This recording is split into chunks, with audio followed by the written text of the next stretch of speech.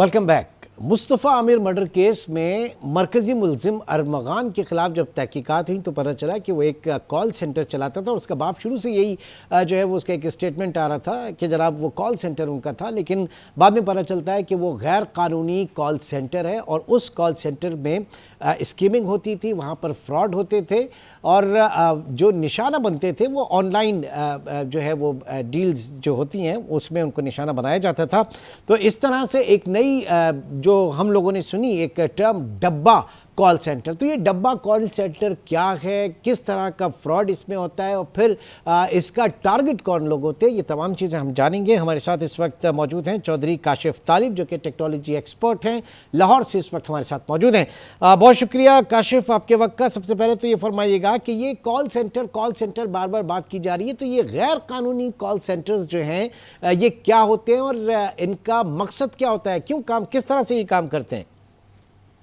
Thank you very much. Call centres actually government of Pakistan से आपको सबसे पहले लाइसेंस लेना पड़ता है और पाकिस्तान सॉफ्टवेयर एक्सपोर्ट बोर्ड के साथ आपको रजिस्टर्ड करना पड़ता है। रजिस्टर्ड करने के बाद आप किसी इंटरनेट सर्विस प्रोवाइडर से इंटरनेट लाइन ले सकते हैं जिसके ऊपर आप कॉल सेंटर की सर्विसेज वॉइस की चला सकते हैं। अदरवाइज अगर आप ये सारा कुछ नहीं करते तो जो कॉल सेंटर या जो भी सेटअप इस तरह का चल रहा है वो इनलीगल तस्वर किया जाता है। इसके और वो अंदर आपको वीपीएन वीपीएन वगैरह के ऊपर चलता है, इलीगल वीपीएन के ऊपर तो चलता है। वीपीएन पे चलता है। गवर्नमेंट वीपीएन भी रजिस्टर करती है, आपके आईपी रजिस्टर्ड होते हैं जिनके ऊपर आपने ट्रैफिक रन करनी होती है वॉइस की। अदरवाइज इंटरनेट सर्विस प्रोवाइडर आपकी वॉइस जो है उसको ब्लॉक रखते हैं, लेकिन स्टिल मींस अवेलेबल है। वीपीएन इस्तेमाल किए जाते हैं, बाहर के गेटवेज इस्तेमाल किए जाते हैं जिसके जरिए स्टिल इस तरह की इलीगल एक्टिविटीज की जाती हैं। तो सबसे अच्छा, पहले तो एक एक सेटअप। तो सर, एक तो ये सोर्स हो गया कि हाउ टू इंटरेक्ट विद जो ऑडियंस है, ये जो बाहर उनके टारगेट हैं, होता क्या है, किस तरह से, क्योंकि इसमें अगर आप अमेरिकन मार्केट के लोगों को या अमेरिका में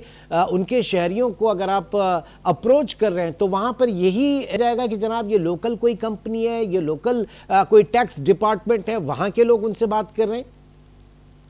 अच्छा, होता है ऐसे है कि वहाँ से बहुत सारी कंपनीज अपनी मार्केटिंग कैंपेन्स या सेल्स की कैंपेन्स देती हैं दुनिया में मुख्तलिफ लोगों को, जो आप ऑनलाइन जाके कंपनीज आप उनके साथ कॉन्ट्रैक्ट कर सकते हैं। हम्म। अब उसके अंदर होता ही है कि जिसके लिए फेसबुक पे, गूगल पे और इधर उधर ऐड रन किए जाते हैं जहाँ से ट्रैफिक जनरेट होती है। हम्म। जब वो ट्रैफिक जनरेट करके इन कॉल सेंटर्स पे लैंड करती है तो ये अपने आप को फेक आइडेंटिटी शो करते हैं, because they already have, some of them have the contract with the international companies. जैसे डिश एंटीना रीसेल कर लिया आपने, इंटरनेट सर्विस प्रोवाइडर की कोई कैंपेन रीसेल कर ली। अब उसमें होता ही है कि when they have start interaction with the customers, हाँ। वहां पे फिर उनको मिसगाइड किया जाता है, वहां पे उनको सस्ती डील्स दी जाती हैं, वहां पे उनको डिफरेंट तरीके से उनको लालच दिया जाता है कि वो कोई और मींस भी खरीद सकें। उनका मोटिव ये होता है कि किसी तरह उनका क्रेडिट कार्ड तक उनकी रसाई आ जाए, वो किसी तरह उनसे क्रेडिट कार्ड का डाटा शेयर कर लें, कोई सस्ती ट्रांजैक्शन खरीद लें, कोई सस्ती चीज़ बाय कर लें। उनके घर का इंटरनेट खराब है या उनका कोई और मसला है ऑनलाइन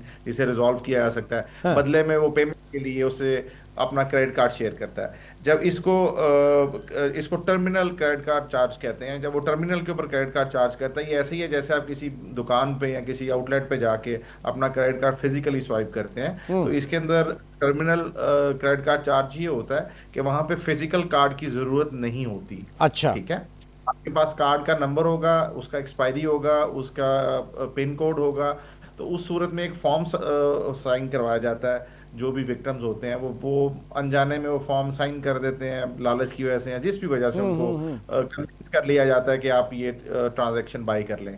तो उसके लिए फिर जब वो अपना क्रेडिट कार्ड इन्फॉर्मेशन शेयर कर देते हैं, once the information has been share with them, तो उसके बाद फिर वो इंफॉर्मेशन भी बिकती है, उसके ऊपर मिस यूज भी होता है, वो क्रेडिट कार्ड के नंबर भी सेल किए जाते हैं, मुख्तलिफ लोग उस पर बाइंग अच्छा, करते ये हैं कहा लोग। जाता है सर कि ये जो आपके कॉल सेंटर्स हैं जो ज़ाहिर है कि लीगल उसमें काम कर रहे हैं, तो वहाँ पर एक कस्टमर रिलेशनशिप मैनेजमेंट जो है, एक डिपार्टमेंट या जो पूरा उसका लॉग है, वो भी कहीं ना कहीं डार्क वेब के ऊपर फॉर सेल होता है, बेचा जाता है। जी बिल्कुल ऐसे ही है। देखिए जैसे मैंने कहा कि ये इन्फॉर्मेशन जब आपके पास क्रेडिट कार्ड की वैल्यूएबल इन्फॉर्मेशन आ गई और आपका नाम, आपका टेलीफोन नंबर, हम्म। आपका फोन नंबर आ गया, आपकी ईमेल आ गई, आपके क्रेडिट कार्ड की डिटेल आ गई, तो फिर ये इन्फॉर्मेशन जो है ये सेलेबल है ऑन द इंटरनेट। ये डार्क वेब पे भी सेल होती है, ये आपके ट्रिपल डब्ल्यू पे भी सेल होती है, दोनों जगह सेल होता है इन्फॉर्मेशन।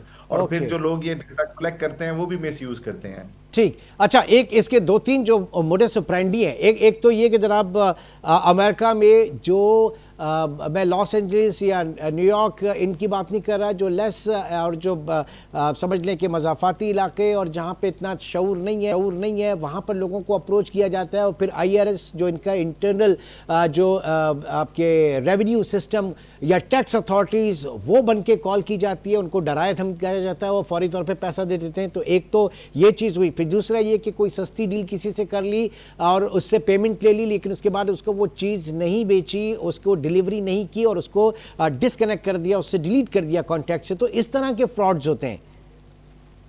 जी जी बिल्कुल, ये जो आपने डिलीवरी तो बड़ा बेसिक लेवल का फ्रॉड है ना, जिसमें उनको किया गया कि मिस यूज ऑफ आइडेंटिटी कर लिया। आप एक मर्चेंट बन के आपने उसको कोई चीज सेल की और लेटर आपने वो ई कॉमर्स के ऊपर उसको चीज डिलीवर ही नहीं की। हाँ। ये तो बहुत सिंपल सा किस्म का स्कैम है।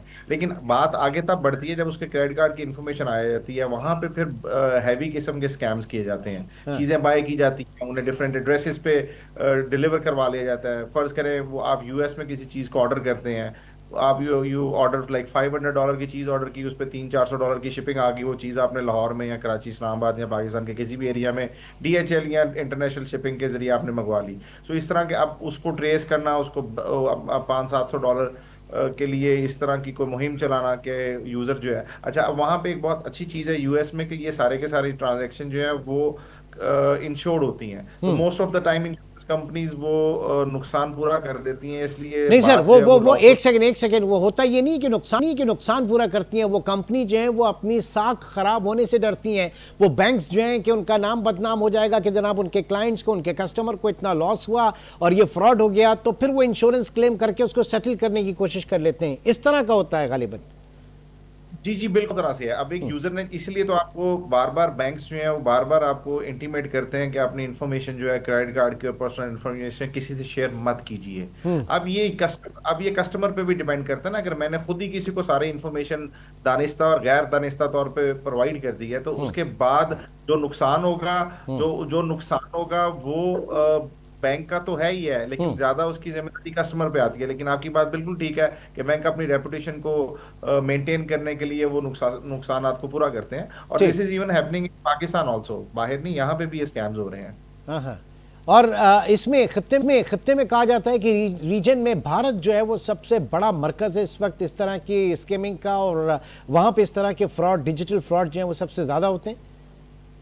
जी बिल्कुल सही कहा है। उनके पास आईटी इंफ्रास्ट्रक्चर काफी सारे मुल्कों से बेहतर भी है और चीप भी है, हाँ। जिसकी वजह से अपॉर्चुनिटी ज्यादा निकलती हैं कि इसको मिस यूज किया जाए सारी एक्टिविटी को। अच्छा, और इसे और डब्बा, वहां पे शायद आप गवर्नमेंट। डब्बा इसलिए कहा जाता है कि मतलब इसके लिए कोई इंफ्रास्ट्रक्चर नहीं चाहिए, कोई ऑफिस इस तरह बड़ा सेटअप नहीं चाहिए, ये कहीं पे भी छोटी सी जगह पे हो सकता है, इसलिए। और फिर दूसरी चीज़ ये कि ऐसे कई और भी रिपोर्ट हुए, कराची में, लाहौर में, इस्लामाबाद में, बड़े शहरों में इस तरह के ऑर्गेनाइजेशन, इस तरह के सेटअप्स हैं, मौजूद हैं अभी भी।